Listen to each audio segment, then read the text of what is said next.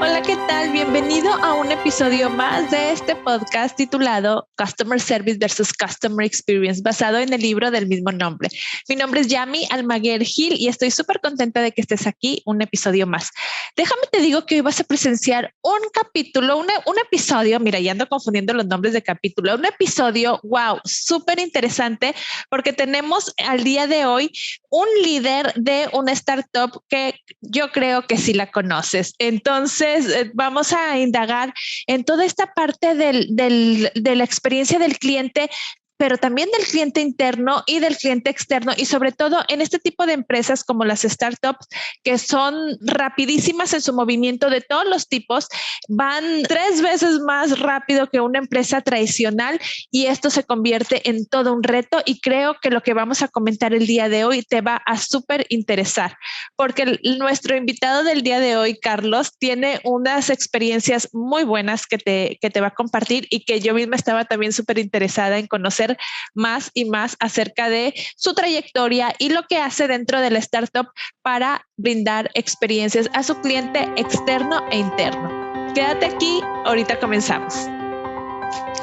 Hola, ¿qué tal? Bienvenidos a esta emisión número, ya ni sé en qué número vamos, así que mejor le voy a seguir así, porque tengo un invitado de lujo, una persona que, bueno, déjenme les platico un poco de él. Él se llama Carlos Alberto Salinas Zambrano y él es ingeniero industrial con maestría en Digital Business. Ahorita vemos a qué se refiere con esto. Él tiene más de 16 años de experiencia en el servicio, implementación de operaciones de servicio a cliente y transformación digital en canales presenciales, operaciones de contact center también. En los últimos años, él ha sido responsable de procesos de transformación de empresas como Citibank, Claro Avianca, y actualmente lidera la operación global de Customer en Rappi en los 9 países que opera esta aplicación. Así que ya sabrán que vamos a poder tener información súper valiosa de Carlos, y te doy la más cordial bienvenida, Carlos. Gracias por aceptar la invitación. No, gracias a ti, Yami, por la invitación. Un gusto.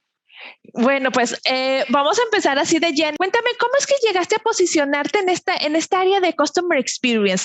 A veces hay personas que van escalando desde un ejecutivo y se van después escalando las posiciones, y sin querer llegan a ser después líderes de Customer Experience, o hay personas que ya lo traen como su objetivo porque son apasionados. ¿Cuál es tu historia acerca de esto? Cuéntamelo todo. Yo creo que es lo que tú dices, lo segundo que dices, es un poco de vocación. Yo realmente empecé en esto, en las operaciones más en la parte comercial, y creo que eso es algo que me ha servido mucho en mis procesos, en mis cargos, en los roles que he tenido que liderar en las organizaciones, porque aprendí de alguna manera en mis inicios esa base de gestión de venta, de algo que a veces es muy difícil concebir dentro de las organizaciones, que es el servicio al cliente. O sea, claro, cuando tú vas a pedir el presupuesto de una estrategia comercial, es muy fácil argumentarlo con el incremento de gente, pero cuando vas a pedir presupuesto en organizaciones para el servicio al cliente, pues hay mucho intangible, ¿no? Que el NPS, que la satisfacción, que todo eso. Entonces, este tema comercial me ha servido mucho para eso, para desarrollar como mis habilidades en ver cómo, de alguna manera, trabajo yo yo trabajo para que mi equipo pueda tener todos los recursos necesarios para poder dar el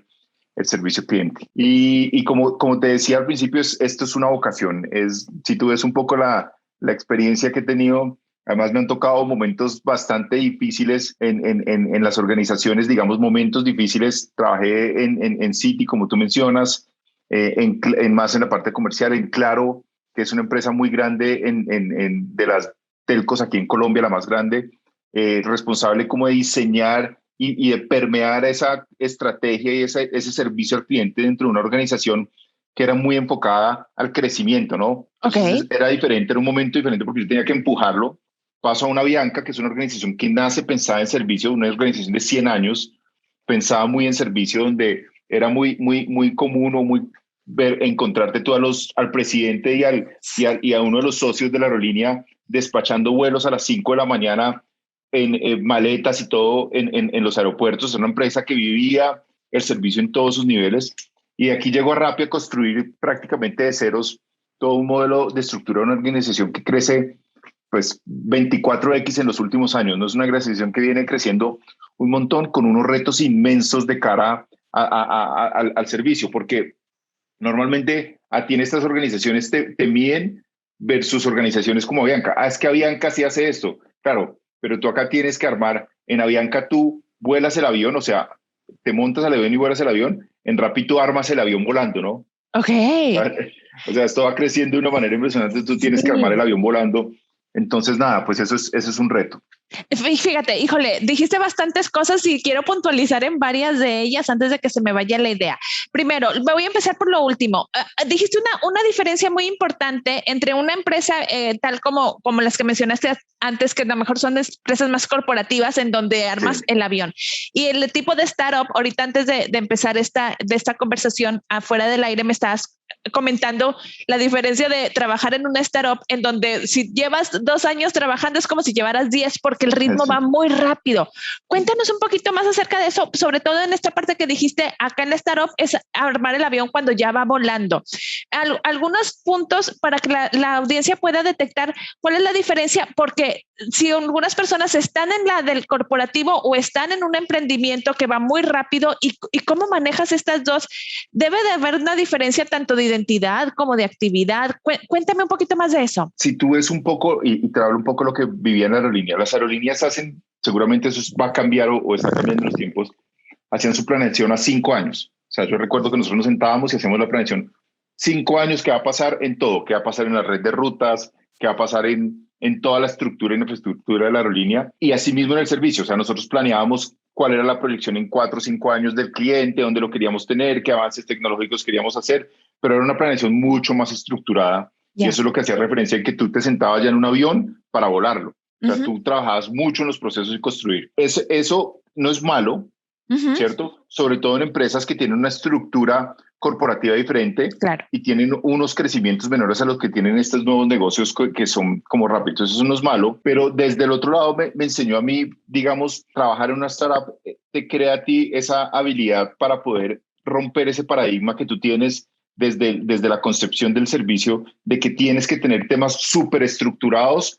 para poder hacer transformaciones grandes en el negocio. Entonces, nosotros decíamos, yo recuerdo que nosotros decíamos en Avianca, vamos a cambiar el NPS, vamos a subirlo, no sé, 10 puntos en 1 año o en 2 años, y salíamos más o menos aplaudidos. Acá dijimos, vamos a hacerlo en 6 meses y más o menos casi nos botan por la ventana, porque son empresas con objetivos muy cortos. Sí. Y una de las cosas que más he valorado de trabajar en una startup es que sirve para todos los negocios. Es uno, la capacidad de enfoque.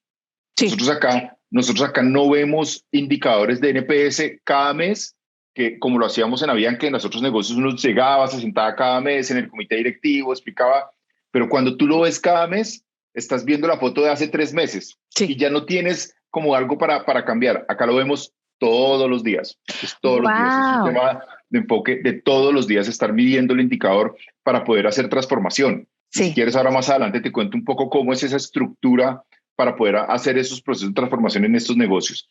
Entonces eso te ayuda a ti, y yo siempre pongo este ejemplo en Avianca, y yo tuve el reto de implementar todo el CRM, nos demoramos más de 1 año y medio haciendo todo el proceso, obviamente eran muchos países en el mundo, en los aeropuertos, en todo eso, en Rappi lo hicimos en 1 mes.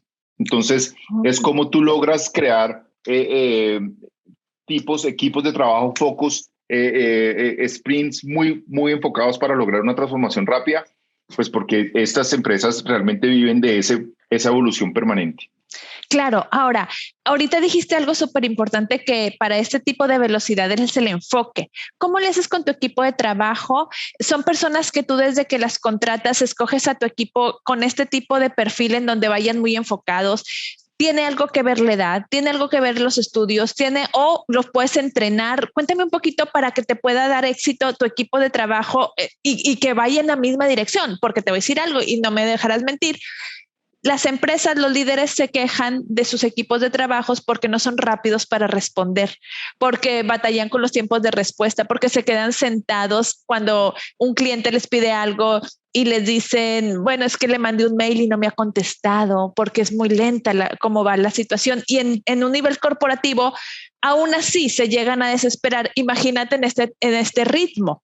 Y rápidamente doy un ejemplo de una empresa de logística que normalmente operaba con paqueterías normales y ahora con la pandemia se les vino la operación online y tuvieron que hacer una transformación, pero con el mismo equipo de trabajo no estaban acostumbrados a responder tan rápido como en una tienda online. Cuéntame un poquito acerca de esto, cómo le hace tu empresa, cómo le hace rápido, cómo le haces tú para lidiar o no lidiar, para la contratación y hacer que todo el equipo vaya a este mismo ritmo. Sí, edad no es el problema. Ok. Yo creo que soy de los viejos de Rappi.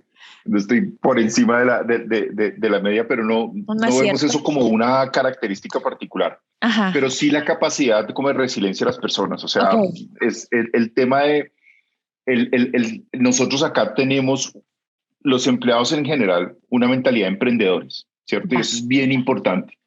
Porque cuando tú tienes una mentalidad de emprendedor, digamos, y sobre todo los líderes o las personas que lideran equipos de nosotros, tienes esa capacidad de entender que tú tienes que evolucionar muy rápido tu negocio 7x24. Y esto no quiero decir que tengamos que trabajar 7x24, que estés pensando permanentemente en ver cómo mejoras tu negocio 7x24, que estés muy comprometido con el resultado al corto tiempo. Y uno de los temas que nosotros hacemos para forzar eso es poner OKRs por mes, por sprints cortos de meses, no OKRs de trimestres o semestres. Entonces nosotros ponemos como esos indicadores de proyectos clave, los ponemos a corto tiempo y garantizamos que obviamente esa dinámica misma del negocio haga que la gente tenga que estar detrás de eso.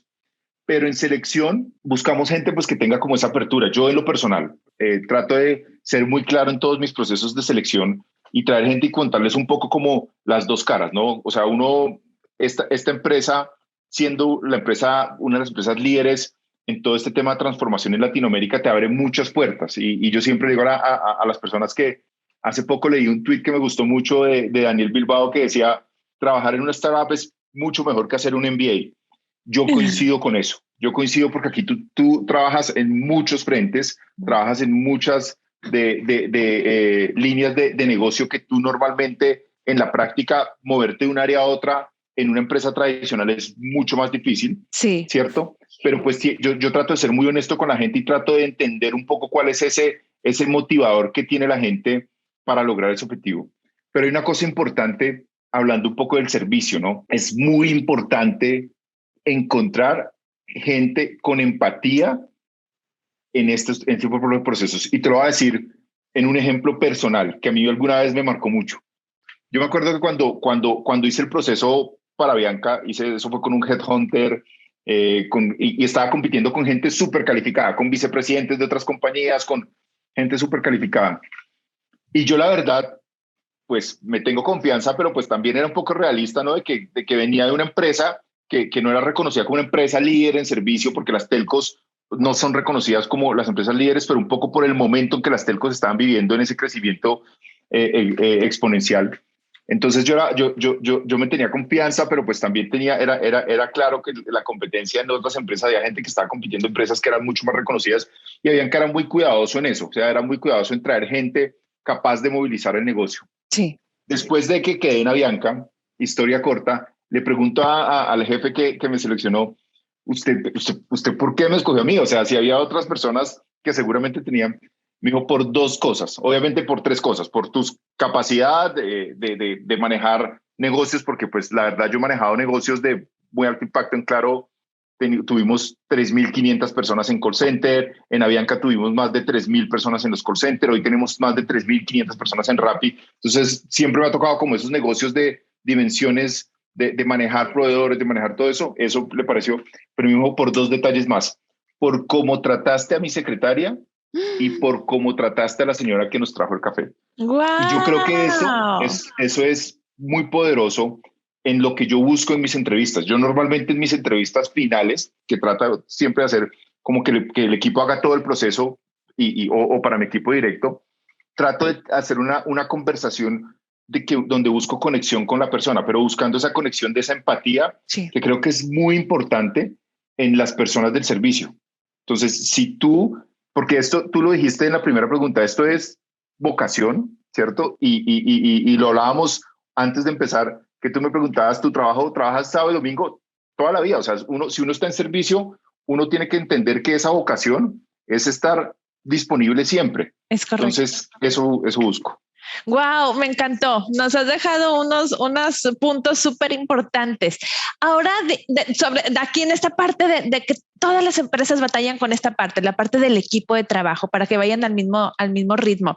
Ahora, dime una cosa, Carlos. Yo pensaba antes, yo me adentré un poco más a Rappi un día que dentro de tu equipo, Isabela me invitó a dar una conferencia, una entrevista y me encantó porque descubrí algo que en Rappi yo no conocía porque yo lo conocía nada más como usuario, pero me encontré también que dentro de la empresa, pues no me había puesto a pensar y manejan también el B2B, que son los proveedores de marcas a donde también les anuncian y tienen toda esta parte de el usuario, el B2C y el B2B. En el área tuya, ¿cuál es tu cliente con el que manejas? ¿Tú estás con el contacto directo con el usuario o con las empresas? Nosotros vemos esas 3,000 personas que te dije, atienden a los delivery guys, a los Rappi, a los clientes finales y a los clientes, a los stakeholders como los restaurantes, los B2B.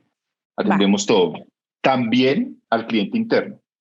Claro. Es muy importante. Sí, es súper importante. Si tú me preguntas, todos son importantes, obviamente depende de las necesidades y obviamente cuando hablamos de las áreas de servicio, vivimos por nuestros clientes, o sea, esa es nuestra razón de ser. Claro. Pero en lo particular, para mí ha sido un aprendizaje muy grande cuando tú te enfocas, montas canales de comunicación para tus clientes internos, es supremamente poderoso. Te voy a decir por qué. Y las personas que estén escuchando que trabajan en el rol van a coincidir con lo que digo. Los mayores detractores del customer service o customer experience en las organizaciones son los mismos empleados. Es correcto. Los mayores detractores. Es una cosa, porque tú sales y a veces alguien te dice bien o mal, pero normalmente tú en las reuniones, y eso está bien, ¿no? Somos supremamente críticos con lo que nosotros hacemos, como lo hacemos, y siempre te están comparando, mire lo que hace esto.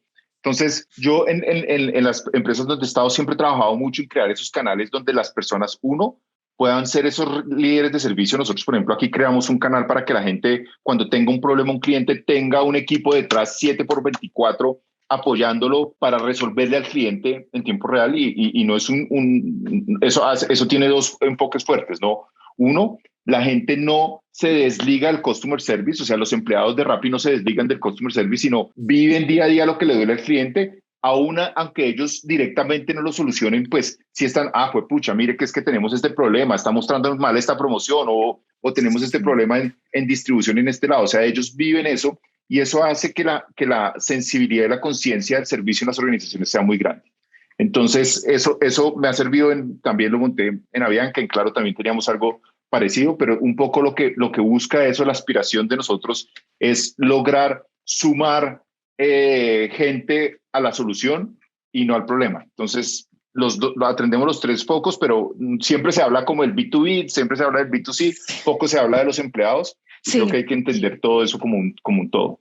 Totalmente. Entonces, bueno, tienes una visión súper amplia y me imagino que al tener todos los canales ahí abiertos y a tu cargo, debes de tener muchos retos de los cuales hay que estar enfrentándolos y teniendo obstáculos y brincando estos obstáculos. Vaya, dime, ¿cuál es tu superpoder para liderar este tipo de equipos de trabajo?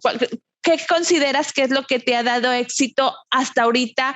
El mucho o poco éxito que puedas llegar a tener en tus equipos de trabajo y en toda tu carrera profesional, ¿qué consideras que sea tu superpoder? Antes de que me contestes, por ejemplo, si tú tienes orgánicamente la facilidad de la empatía por la pasión que esta otra persona te señaló, a lo mejor tú lo hiciste, no lo sé, ahorita igual y me contestas y no te diste cuenta porque es un estilo de vida que a lo mejor así eres tú. No sé si lo usaste como estrategia y se vale si es que es así. ¿Cómo lo transmites a tus equipos de trabajo este tipo de cosas o cuál es tu superpoder para liderar este tipo de equipos? Yo creo que tú lo dijiste, es empatía. Y en esto es muy importante. Y cuando digo empatía es tener la sensibilidad de entender que nosotros trabajamos para la primera línea, no ellos para nosotros. Porque eso lo olvidamos mucho los líderes de servicio. Y yo trato de trabajar mucho en mis equipos es tener esa empatía. O sea, pónganse en los zapatos de los agentes, pónganse en los zapatos de los que están en línea con el cliente para poder lograr transformaciones grandes en los negocios. Escúchenlos, ¿cierto? Y hagan esos procesos de transformación. Porque a veces pasa, y era un dicho que decía un jefe mío, que mandamos a los agentes, creamos la estrategia, diseñamos los procesos, las políticas en las organizaciones para mandar a los agentes a una guerra con un tenedor, como decían. O sea, tú a veces ves y te pones a leer todo el tema de los procesos como tal, y tú dices, a ver, si yo siempre hago la pregunta, ¿usted es capaz de atender un cliente con esa política que usted diseñó? Yo recuerdo que algo y te lo digo un poco en esa empatía que aprendí mucho, lo aprendí en su momento en Avianca con el dueño de Avianca, don Germán Efromovich. Un día me llamó y me sentó y nos decía, venga, yo quiero que usted haga algo con todas, él lo llamaba las políticas antipáticas de la organización, o sea, todas las políticas antipáticas. Y me enseñó algo que era muy bonito, que él decía, normalmente los PQRs o las quejas de los clientes se botan a la caneca, que es como al final de la esta, pero nadie valora el tiempo que la gente se toma para poder desahogarse y escribirte a veces cosas, porque lo que hacemos es clasificarlas por políticas y responderle por políticas. Y recuerdo que él decía, yo quiero que usted vaya a la basura, literalmente, analice qué es lo que los clientes están diciendo, ¿cierto? ¿Qué herramienta le está dando usted a la gente para resolverla, cierto? Y me cambia. Y hubo un proyecto gigante de trabajo que se llamaba las políticas antipáticas, que era parte del comité ejecutivo de Avianca. O sea, era políticas antipáticas, parte del comité ejecutivo de Avianca. Y eso solo es empatía. Si no hay esa coherencia en los líderes de servicio, donde tú realmente vivas, que vuelvo al ejemplo claro, digamos, tangible que tengo en este momento con el mismo Germán, que tú vivas a un Germán en despachando un vuelo a las 5 de la mañana. O sea, tú tienes una coherencia de un líder que era enfocado al servicio y tú no podías darle menos a tus clientes. Entonces, menos escritorio, ¿cierto? Mucho más trabajo en el frente y mucho más lograr esa coherencia de que la gente diga que esto que se define desde acá realmente quiere hacer la transformación en el cliente. Me encantó esto último que acabas de decir, menos escritorio y más coherencia.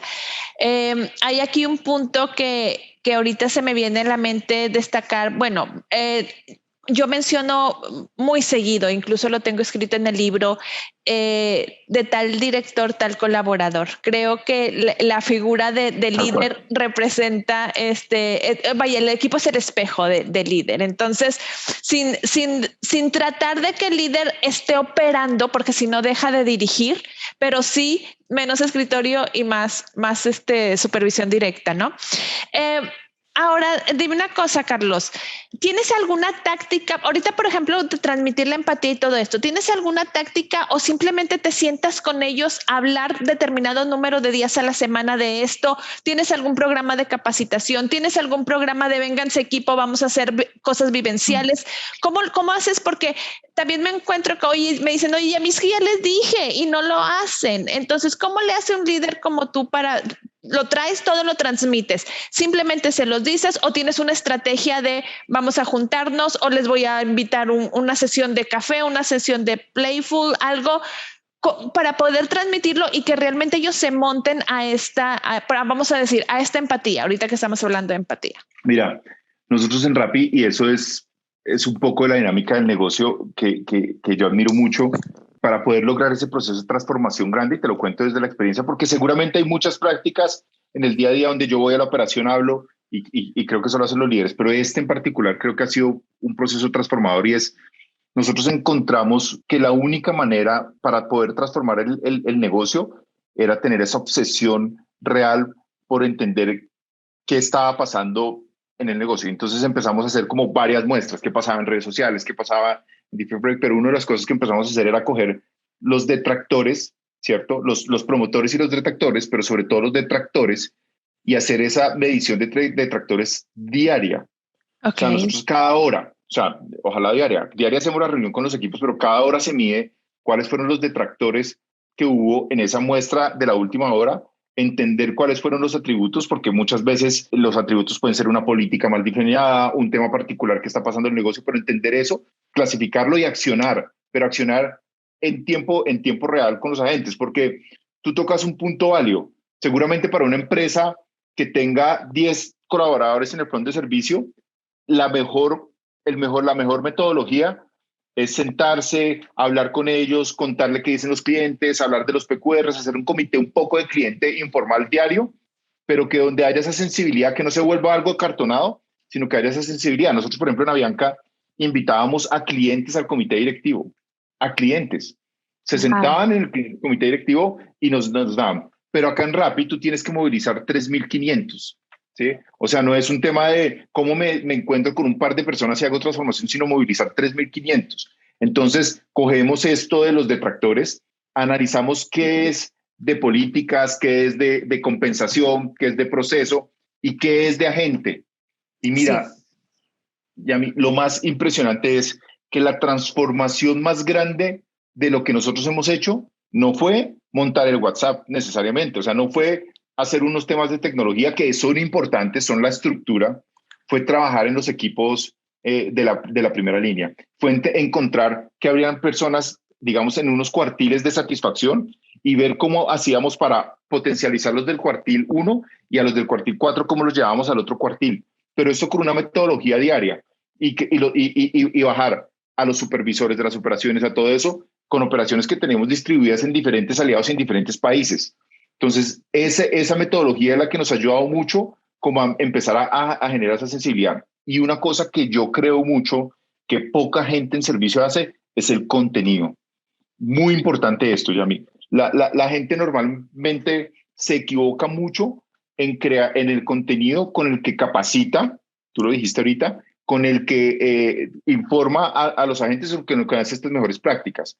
¿Por qué? Si tú vas un poco y te metes y te invito a una empresa X, mejor si es tradicional, y te metes en el proceso de formación, te vas a encontrar de que a la gente la capacitan con procesos, con diagramas de flujo y con procedimientos, ¿cierto? Y son gente, en su mayoría millennials, que ni siquiera, o sea, se toman el tiempo de entender cómo esta estructura y hacer todo el proceso para dárselo al cliente. Entonces, lo que nosotros hemos creado es un equipo que depende de nosotros, o sea, creamos contenido dentro de nuestros equipos, contenido para, nosotros, por ejemplo, en Avianca teníamos un youtuber que se llamaba Lover y creábamos contenido, o sea, lo que queríamos bajarle a los agentes, se lo bajábamos en un concepto del youtuber, ¿cierto? O hacíamos unas infografías muy rápidas o utilizábamos mucho los memes, ¿sí? Pero cambiábamos mucho ese modelo de comunicación de lo tradicional a un modelo de comunicación que ellos llegaban y lo contrastábamos y lográbamos tener en lo que era contenido, digamos, mucho más flexible, una lectura del 80-90%, mientras del otro era un 10%. Entonces mandábamos un proceso por un lado y después mandábamos el video. Toda la gente veía el video. Entonces creo que eso es bien importante para lograr esa empatía que hablábamos. Ay, sí, me encanta. Es totalmente de acuerdo, alineada a lo que me estás comentando. Oye, dime una cosa, ¿y el youtuber era interno o era externo? Interno. Es que no hay presupuesto para tener un youtuber externo. Nosotros lo creamos y él creó su contenido y él creaba todo su contenido y tenía una marca súper bonita personal en que él hacía y ellos eran ellos mismos, era un equipo de publicistas, un equipo que ellos mismos estaban todo el tiempo creando contenido, todo el tiempo se creaba contenido para eso. Sí. Porque lo más duro en este negocio, aparte de lo de la empatía que tú dices, es la gestión del cambio. Sí. Entonces, si tú no tienes equipos creando gestión de cambio, Yami, en procesos, gestión de cambio en implementaciones de nuevas herramientas, eso es parte de lo más duro. Insisto, cuando tienes sobre todo operaciones de un volumen muy alto de gente. Sí, totalmente de acuerdo. Fíjate que esto que último que acabas de decir, por eso te preguntaba si el youtuber era interno o externo. Normalmente le comento a las empresas que dentro, no me dejarás mentir, hay mucho talento. Y aparte del trabajo que están haciendo, hay personas que tienen otro tipo de talentos y la propuesta es esa: toma estas personas y que sean los mismos que estén compartiendo la cultura. Lo que estás diciendo, ¿verdad? Esto que hicimos nosotros eran asesores del call center, Totalmente. que estudiaban. Y tienes toda la razón. Además que generas una cosa porque uno de los retos que nosotros tenemos en servicio es la alta rotación, ¿no? Porque no son, o sea, tú no naces queriendo ser un asesor de servicio al cliente. O sea, eso no es algo como que tú digas, justo yo cuando quiero crecer quiero ser un asesor de servicio al cliente. Eso es algo que te tocó, ¿sí? Entonces tú tienes que crear mucho contenido para crear un plan carrera dentro de tus equipos. O si no vas a empezar a tener una rotación que es lo que pasa si tú ves un poco los call centers, es una rotación absurda. Entonces, cuando tú empiezas a crear otro tipo de contenido, que creas un equipo de data science, creas un equipo de desarrollo, creas un equipo, pero tu incubadora es tu mismo ecosistema, pues es maravilloso. Sí, totalmente. Ay, no, Carlos, haz de cuenta que somos hermanos, o sea, que nos educó una misma mamá, haz de cuenta. Sí, muy alineado lo que estás diciendo. Híjole, se nos pasa rapidísimo el tiempo. Voy a ir un poquito cerrando esta conversación que yo por mí la seguiría muchísimo más, pero no te quiero quitar mucho tiempo. Estábamos hablando también antes de esta sesión y algo que también estábamos muy de acuerdo, que me gustaría tocar ese punto, que es la parte de la ejecución. ¿Recuerdas que estábamos hablando que normalmente se hacen los grandes planes y entonces, y a mí en lo personal me ha tocado trabajar con gente muy creativa en planes y llenas la pared de post-its y entonces vamos a hacer, y luego, y a la ejecución, ¿y qué pasó? Cuéntame tu experiencia y cómo haces para que realmente todos estos grandes planes e ideologías lleguen a ejecutarse y no se lleguen a desvanecer. Y sobre todo me ha tocado, y no sé si te ha tocado a ti, ahorita me comentarás, en donde están unos Customer Journey Maps maravillosos, unos dashboards maravillosos. Me tocó en una empresa en donde visualmente era imposible que no te dieras cuenta que tu cliente ya te habías pasado del tiempo de respuesta, porque en ese dashboard estaba rojo. Vas con el ejecutivo y le preguntas, ¿ya viste que tienes el rojo, el dashboard? Y dice el ejecutivo, sí. ¿Y por qué no le has contestado? Lleva 2 días el cliente esperando respuesta. Lo que pasa es que no me han contestado tampoco acá de facturación y entonces pues por eso. Entonces digo, bueno, se vino abajo todo lo maravilloso y la inversión en la ejecución. Cuéntame cómo te ha pasado eso y qué recomendación nos das para que una ejecución realmente pueda funcionar, o sea, desde el plan hasta la ejecución. Qué buena pregunta, porque es, digamos, de la interacción que a veces me busca a mí la gente por redes, por LinkedIn, que es la única red que tengo, pero me buscan un poco para hacerme esa consulta. El dolor más grande que hay, uno de los dolores más grandes que hay en este negocio es la ejecución. Pero te voy a dar el nombre de tu segundo libro, que es el divorcio que hay entre Customer Experience y Customer Service. Porque digamos que conceptualmente, ¿cierto? El Customer Experience nace en las organizaciones muy apalancado desde los equipos de marca y de marketing, ¿cierto? El Customer Experience nace muy apalancado en los equipos de marketing. Y el Customer Service normalmente está dependiendo de las operaciones, ¿sí? Entonces, dentro de mi experiencia, lo que yo he encontrado es que hay un divorcio muy grande dentro de lo que se define y lo que se ejecuta. Sí. Y el divorcio más grande empieza por falta de empatía, ¿no? Porque quien define nunca tiene la sensibilidad de irse y sentarse con el que está en la primera línea y entender ellos, que son los que están todo el día con el cliente, cuáles son los dolores más grandes. O sea, muchas veces el problema grande de la ejecución es que definimos desde la teoría, ¿cierto? Definimos desde lo que dice la moda, definimos desde lo que está haciendo el benchmark la otra empresa, pero no definimos desde lo de la realidad de la organización. Y eso es supremamente crítico en el momento de la ejecución, porque cuando tú defines sin tener en cuenta al otro equipo, pues el otro equipo termina haciendo lo que sus indicadores, que son eficiencia en costo, o sea, totalmente contrarios acá. Y te lo voy a decir, lo vivimos en Rappi literalmente. Cuando salimos con este sprint nos pasaba un poco eso. Nosotros teníamos un equipo que definía, ojo, este equipo sí leía, sí hacía como toda la investigación, pero el problema grande era que el equipo diseñaba, nosotros ejecutábamos, ¿cierto? Había otro equipo que ejecutaba, estaba el equipo de producto y el equipo de desarrollo, porque aquí en este modelo de negocio funciona diferente seguramente al negocio tradicional, donde tú tienes un proyecto, se lo llevas a IT y te ayuda a desarrollarlo, que eso es un tiempo larguísimo, ¿no? Acá los desarrolladores y el equipo de producto hacen parte de una misma célula. Yeah. Pero con esa estructura y todo, no avanzábamos de la manera que nosotros pues realmente quisiéramos avanzar en términos de velocidad y ejecución. ¿Cuándo lo logramos, Yami? Cuando nos sentamos en una misma mesa de trabajo, los 4, ¿cierto? Pero sobre todo cuando unificamos los KPIs de los 4 áreas. Porque si tú miras antes, el área de experiencia tenía un KPI de NPS y nosotros uno de CISA, no sé. No, entonces lo que hicimos fue, entre los 4, definir cuál era el indicador clave del negocio, y con ese indicador todos nos sentábamos todos los días, todos los días, los 4. Y decíamos, oiga, este problema es de procesos, entonces experiencia lo cogía, se lo llevaba y debía resolverlo. El otro llegaba y decía, este problema es un problema de desarrollo, y el de producto y desarrollo se lo llevaban y lo escuchaban. Pero la gente de desarrollo escuchaba, o los líderes de desarrollo escuchaban lo que el negocio o las operaciones decían. Y también identificábamos que gran parte del problema, que la operación a veces no se mira como digo yo, el ombligo, era la calidad de la selección, la calidad de la formación, la calidad de las respuestas, sí. ¿Cierto? Entonces nosotros normalmente lo que hacíamos era echarle toda la culpa a las políticas, los de las políticas a la gente, los de la gente a las del desarrollo, y lo que hicimos fue alinear, y pues fue un proceso que no te digo que fue una reunión y listo, fue un proceso de muchos aprendizajes, pero nos permitió avanzar de una manera que tú no te imaginas. Entonces, para el público que seguramente no todos tienen esta estructura de negocio como la que es Rappi, es muy importante para la ejecución unificar los indicadores clave del negocio, ¿cierto? Uno de los temas que yo creo que cometemos muchos errores la gente de servicio, Yami, es que nosotros, si tú ves a las gentes de servicios, muchas organizaciones son equipos a la defensiva. Sí. Entonces, oiga, es que el servicio al cliente está mal. Sí, claro, está mal porque es que el proceso es que usted lo vendió mal, es que los vendedores hacen todo mal. Son equipos muy a la defensiva.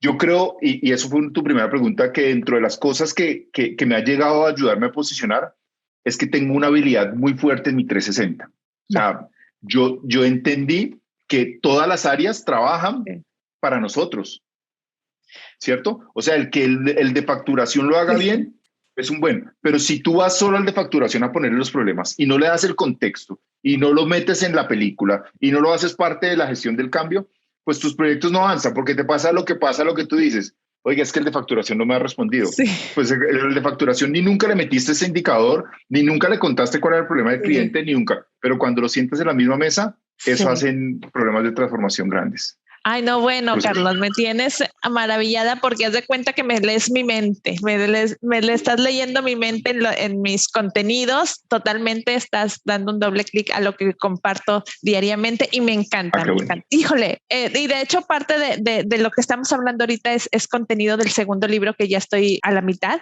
entonces me estás dando como que más cuerda. Vas a ver que sí, vas a ver que sí.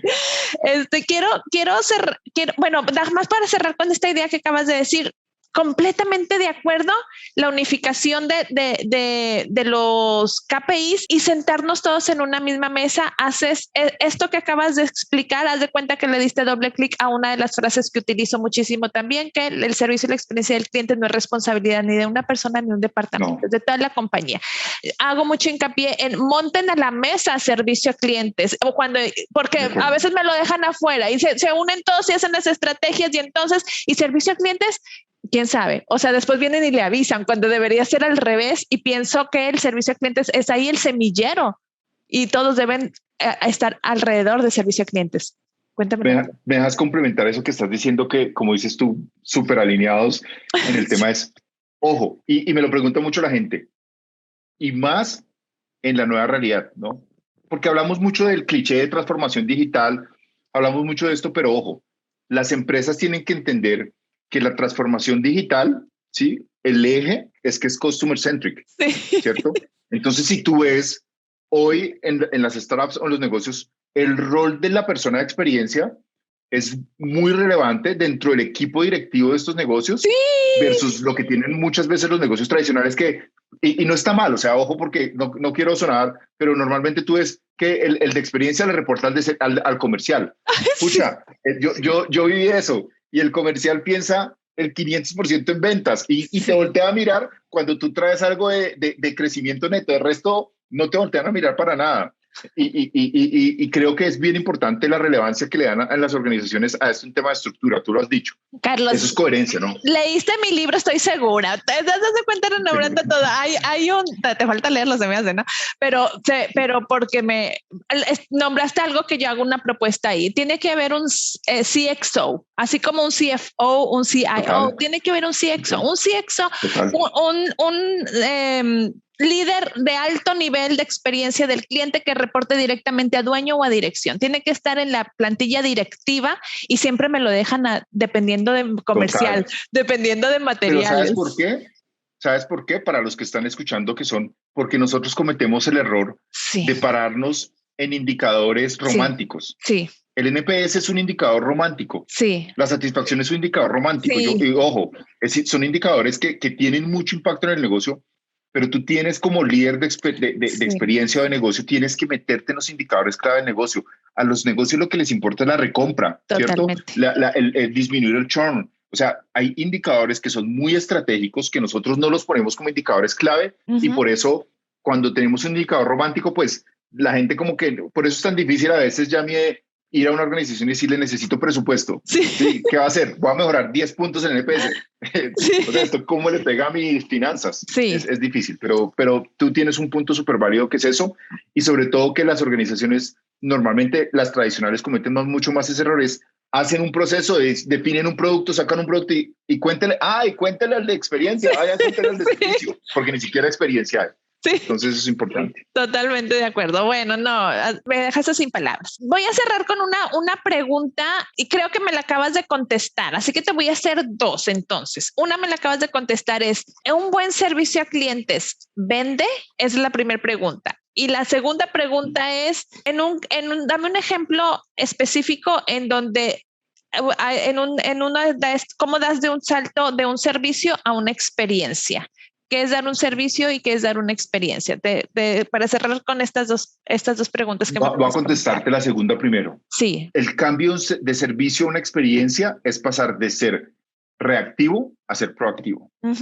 ¿Y por qué lo digo yo? O sea, y es bien importante. O sea, ojo que cuando yo digo el divorcio del Customer Experience Cost to Service, no es que esté en desacuerdo con ninguno de los dos. Los dos son muy importantes porque la experiencia es tener la vocación genuina de escuchar al cliente. El servicio es de la entrega del servicio, sí, de cómo lo hago. La experiencia es de escucharlo, ¿cierto? Y a medida que lo escucho, hacer procesos de transformación para que cada vez ese cliente me contacte menos. Y es lo que siempre hablamos, las personas de servicio, el mejor servicio es cuando no se presta servicio, ¿no? Sí.